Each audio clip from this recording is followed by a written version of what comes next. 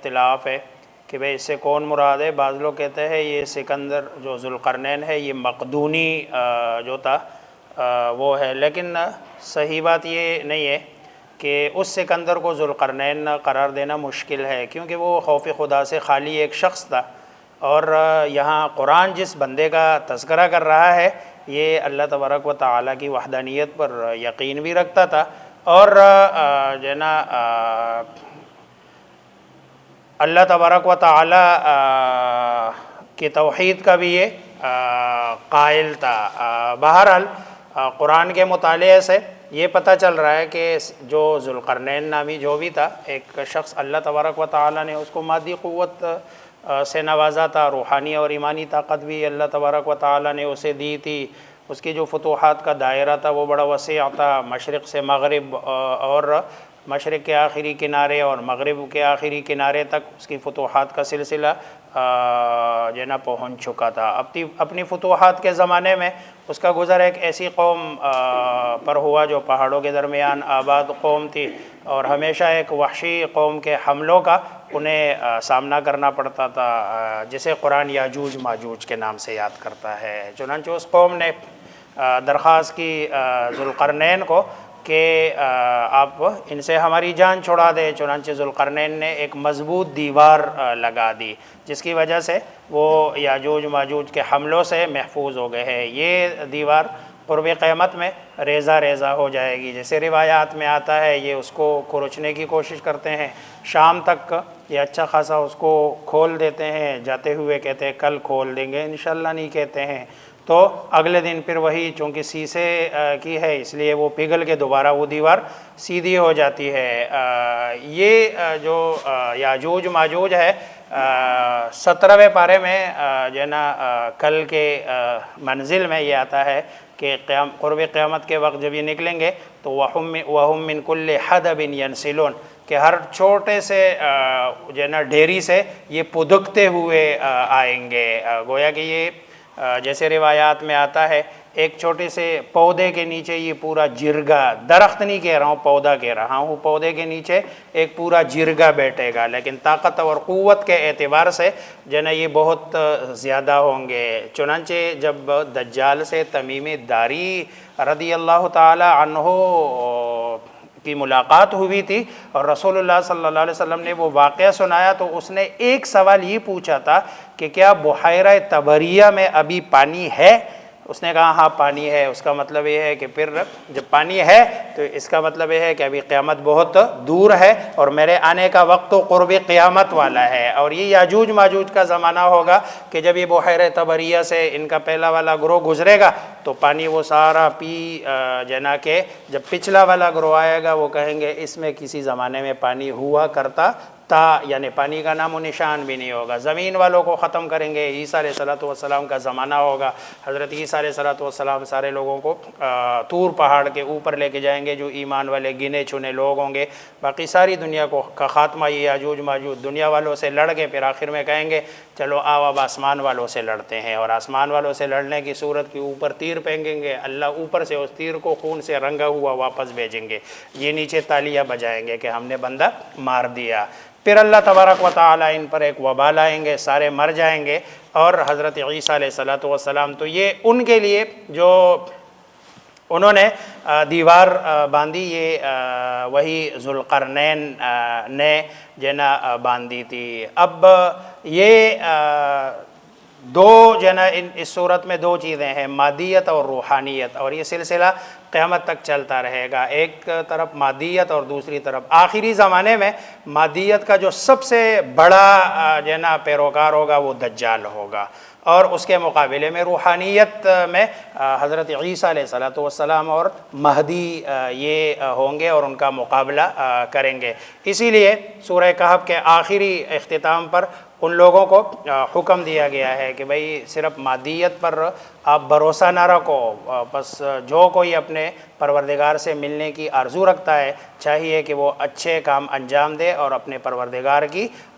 پرورش کرے، وَلَا يُشْرِكْ بِعِبَادَةِ رَبِّنَا أَحَدًا، اور کسی کو اس کے ساتھ شریک نہ ٹھہرائے۔ اگلی صورت ہے سورہ مریم، یہ مکی صورت ہے، 98 اس میں آیات ہے، 6 رکوع ہے۔ دوسری مکی صورتوں کی طرح اس میں بھی توحید اور رسالت اور ساتھ میں توحید جو ہے نا بعث اور جزا سے بحث کی گئی ہے۔ اس صورت میں اللہ تبارک و تعالیٰ کے مختلف انبیاء علیہم السلام کے واقعات ذکر کیے گئے ہیں۔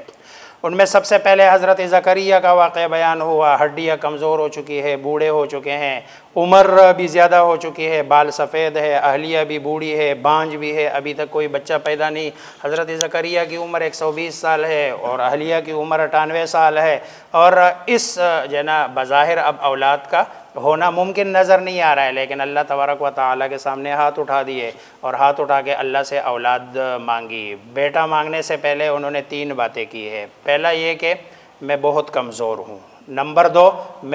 میں مایوس بھی نہیں ہوں، اور تیسری جو ہے نا بات کی ہے کہ آپ نے کبھی بھی میری دعا رد نہیں فرمائی۔ گویا کہ دعا میں یہی 3 چیزیں ہو کہ اے اللہ میں کمزور ہوں اس لیے عطا کر دے، دوسرا یہ مجھے مایوسی نہیں ہے، میں آپ نہیں دیں گے میں مانگتا رہوں گا، اور تیسری چیز یہ ہے کہ کبھی میری دعا تو نے رد نہیں کی۔ اب جو ہے نا اور اس دعا سے میرا جو مقصد ہے وہ دنیاوی نہیں ہے، دینی ہے، چنانچہ یہی کہا کہ مجھے بیٹا اس لیے دے دے تاکہ جو ہے نا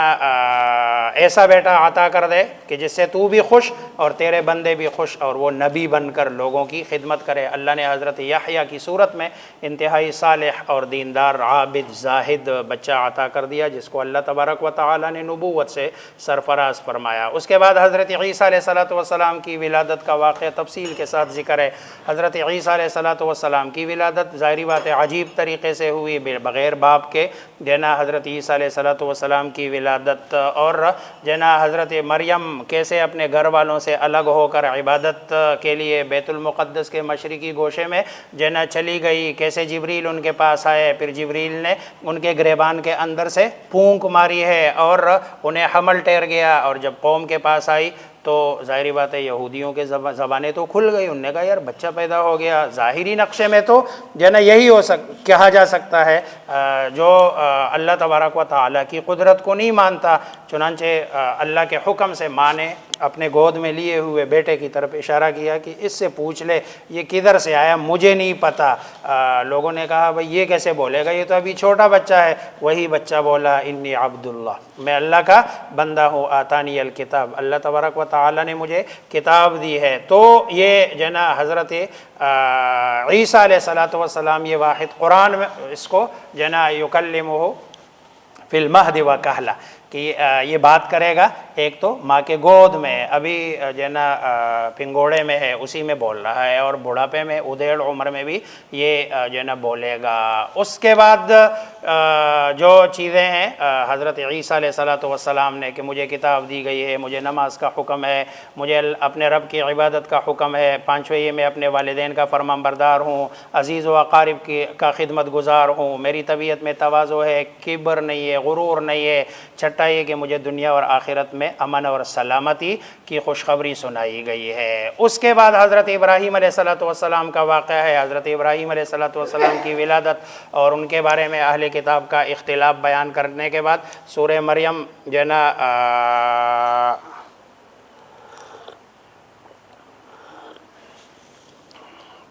حضرت عیسیٰ علیہ السلام کی ولادت اور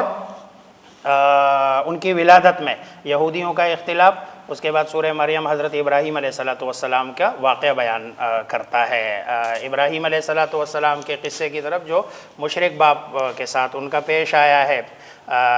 قرآن آزر کہتا ہے، اور تاریخ کی کتابوں میں تاریخ لکھا ہوا ہے، حدیث میں بھی تاریخ ہے۔ بعض لوگ کہتے ہیں آزر چچا تھے، اور چونکہ وہ ان کی پرورش کرتے تھے اس لیے اس کو باپ کی نسبت، بہرحال قرآن کہتا ہے باپ اور جو ہے نا آزر کہتا ہے، دونوں باتیں ممکن ہے۔ کوئی جو ہے نا نہیں، ابراہیم علیہ السلام نے لوگوں کو ان چیزوں سے منع کیا ہے، شرک سے، کبر سے، غرور سے، جہل سے، عناد سے، ضلالت سے، حماقت سے، ان ساری چیزوں سے منع کیا ہے، مانے نہیں ہے۔ چنانچہ اپنے والد کو سمجھایا کہ بھئی یہ جو آپ جس کی پوجا کر رہے ہیں یہ کچھ بھی نہیں کر سکتے ہیں، نہ نفع دے سکتے ہیں نہ نقصان، اور اب جو ہے نا اپنے والد کو نرمی اور محبت سے سمجھانے کی کوشش کی، باوجود باپ کے مشرک ہونے کے آپ نے اپنی گفتگو میں ادب کا لحاظ رکھا۔ یا اباتی کہہ رہا ہے، اے میرے ابا جان، دیکھو مشرک باپ ہے لیکن کہہ رہا ہے ابا جان، یہ نہیں کہہ رہا ہے جیسے ہمارے معاشرے میں باپ سے تھوڑا سا بھی مسئلہ ہو تو جو ہے نا آواز اونچی ہو جاتی ہے، نہیں اباتی کہہ کر اگر تم بتوں کو برا بھلا کہنے جو ہے نا یہ کہہ کر ان کے والد اپنے دھمکیوں پر اتر آیا کہ اگر تم بتوں کے برا بھلا کہنے سے باز نہیں آئے تو ہم تمہیں سنسار کر دیں گے اور تمہیں نکال دیں گے۔ بہرحال حضرت ابراہیم علیہ السلام کو وہاں سے جانا پڑا اور آپ علیہ السلام عراق سے شام کی طرف ہجرت فرما گئے۔ اللہ کے لیے قوم خاندان کو چھوڑنے کا صلہ اللہ نے یہ دیا کہ حضرت ابراہیم، اسحاق اور یعقوب علیہ السلام کی صورت میں ان سے کہیں بہتر بیٹے اور جو ہے نا غمخوار اور غمگسار اللہ نے عطا کیے ہیں۔ اس کے بعد جو ہے نا سورہ مریم میں حضرت موسیٰ، ہارون، اسماعیل، ادریس علیہ السلام کے تذکرے بھی ذکر کیے گئے ہیں۔ آخر میں جو اس میں مضمون ہے کہ اللہ تبارک و تعالی نے جو لوگ ایمان لاتے ہیں اور اعمال صالحہ کرتے ہیں سیجعل لہم الرحمن ودا، اللہ تبارک و تعالی ان کے بیچ میں محبت ڈال دیتے ہیں۔ اور یہ قرآن فَإِنَّمَا يَسَّرْنَاهُ بِلِسَانِكَ، اس کو ہم نے تمہاری زبان پہ آسان کر دیا پڑھنے کے لیے اور اسی سے نصیحت حاصل کرو۔ اگلی جو صورت ہے سورہ طٰہٰ ہے، مکی ہے، 135 اس میں آیات 8 رکوع ہے۔ حضرت عبداللہ ابن عباس رضی اللہ تعالیٰ عنہ سے مروی ہے سورہ طٰہٰ سورہ مریم کے بعد نازل ہوئی۔ دونوں صورتوں کے درمیان مضامین کے اعتبار سے بہت زیادہ مناسبتیں بھی ہے۔ حضرت موسیٰ کا قصہ جو کہ سورہ مریم میں اجمالی تھا، اب یہاں سورہ طٰہٰ میں بہت تفصیل کے ساتھ اس کو بیان کیا گیا ہے۔ سورہ مریم میں حضرت آدم کا صرف نام آیا اور سورہ طٰہٰ میں حضرت آدم کا اس کے مقابلے میں قدر وضاحت کے ساتھ اس واقعے کو بیان کیا گیا۔ اس صورت میں بھی اصول دین سے بحث کی گئی ہے۔ طٰہٰ رسول اللہ صلی اللہ علیہ وسلم کے ناموں میں سے ایک نام ہے اور یہاں اس کے ذریعے سے آپ کو خطاب کیا گیا، طٰہٰ ما انزلنا علیک القرآن لتشقی، ہم نے آپ پر قرآن اس لیے نہیں نازل کیا کہ آپ مشقت میں پڑ جائے۔ اصل بات یہ ہے کہ آپ صلی اللہ علیہ وسلم تلاوت میں اور دعوت میں بہت زیادہ مشقت اٹھاتے تھے اور اس مشقت کی وجہ سے بسا اوقات رسول اللہ صلی اللہ علیہ وسلم راتوں کو نماز میں اتنی طویل قراءت کرتے کہ پاؤں مبارک میں ورم آ جاتا اور پھر انسانوں تک قرآن کے ابلاغ اور دعوت میں بھی آپ صلی اللہ علیہ وسلم اپنی جان جھونکوں میں ڈالتے تھے۔ جب کوئی ان کی دعوت پر کھان نہ دھرتا، رات کو پھر آپ لیٹ کے پریشان ہوتے اور بے پناہ آپ کو غم ہوتا۔ اس لیے رب کریم نے کئی مقامات پر آپ کو تسلی دی ہے کہ یہاں بھی سمجھایا گیا کہ آپ اپنے آپ کو زیادہ مشقت میں نہ ڈالیں۔ اس قرآن میں ہر کسی کا دل متاثر نہیں ہوتا اور یہ اس شخص کے لیے نصیحت ہے جو دل میں اللہ کا خوف رکھتا ہے۔ یہ سمجھانے کے بعد اللہ نے اپنی بات صفات ذکر فرمائی تاکہ آپ کو قلبی اطمینان ہو کہ اللہ میرے ساتھ ہے، وہ میری حفاظت کرے گا اور مجھے کسی بھی حال میں تنہا نہیں چھوڑے گا۔ اس وضاحت کے بعد گویا نمونے کے طور پر حضرت موسیٰ کا قصہ ذکر کرتے ہوئے اللہ تبارک و تعالی فرماتے ہیں کہ اللہ اپنے مخصوص بندوں کی حفاظت کے لیے جیسے حضرت موسیٰ کی حفاظت کا انتظام کیا، آپ کی بھی حفاظت کا انتظام کرے گا۔ حضرت موسیٰ علیہ السلام کا قصہ قرآن کریم میں دوسرے انبیاء کے مقابلے میں زیادہ تفصیل اور تکرار کے ساتھ آیا۔ تقریباً ہر صورت میں حضرت موسیٰ علیہ السلام کے واقعے کہیں اشارہ، کہیں تھوڑا سا، کہیں ایک حصہ، کہیں دوسرا جو ہے نا حصہ۔ اس میں بھی حضرت موسیٰ علیہ السلام کے جو ہے نا واقعے کو جب اللہ تبارک و تعالی نے پوچھا اللہ سے، جب کلام کے لیے گئے، وما تلک بیمینک یا موسیٰ، تیرے ہاتھ میں کیا ہے موسیٰ نے کہا قال ہی عصایا، یہ جو ہے نا میری کیا ہے، چھڑی ہے، اتوکا علیہا، اللہ نے اتنا پوچھا تھا لیکن اتوکا علیہا واحش بها علی غنمی ولی فیہا مآرب اخری، سارے فائدے بھی بتا دیے کہ کبھی میں اس سے ٹیک لگا کے تکیہ سہارا لے کے چلتا ہوں اور واحش بها علی غنمی، کبھی اپنے جو ہے نا بکریوں کے لیے اوپر پتے جھاڑنے کے کام بھی یہ میری لاٹھی آتی ہے، ولی فیہا مآرب اخری، اور اس میں بہت سارے میرے اور بھی فائدے ہیں۔ پھر حضرت موسیٰ علیہ السلام نے اپنے ساتھ حضرت ہارون علیہ السلام کو مانگا، اور وہ آپ کے ساتھ ہوئے۔ حضرت موسیٰ علیہ السلام کی زبان میں تھوڑی سی لکنت تھی، اس کے لیے دعا کی، رب اشرح لی صدری ویسر لی امری واحلل عقدۃ من لسانی یفقہوا قولی، تاکہ لوگوں کو میری بات سمجھ آئے۔ پھر فرعون کے مقابلے میں گیا۔ یہ سارے جو ہے نا واقعے کے تذکرے سے اس پورے واقعے میں حضرت موسیٰ علیہ السلام پر رب کریم کی طرف سے جو خصوصی انعامات آئے ہیں، نمبر ایک، فرعون کے ظلم اور پکڑ سے آپ کی حفاظت کی گئی ہے، اور اس کے کارندے نومولود جو اسرائیلی بچوں کی تلاش میں مارے پھر رہے تھے، حضرت موسیٰ کو اللہ تبارک و تعالی نے بچایا۔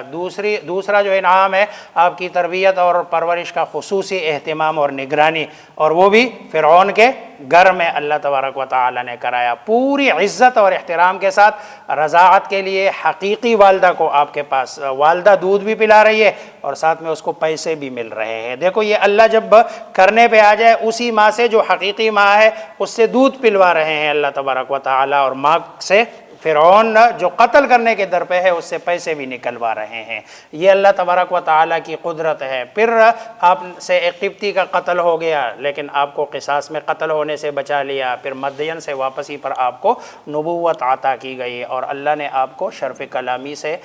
ہم نوازا، اور اپنے قرب اور محبت کے لیے آپ کا انتخاب فرمایا۔ اس کے بعد حضرت آدم علیہ السلام کا واقعہ ہے، اور اس جو سورت کے آخر میں جو لوگ قرآن کریم سے اعراض کرتے ہیں ان کے لیے وعید ہے کہ ان کی زندگی تنگ ہو جائے گی، اور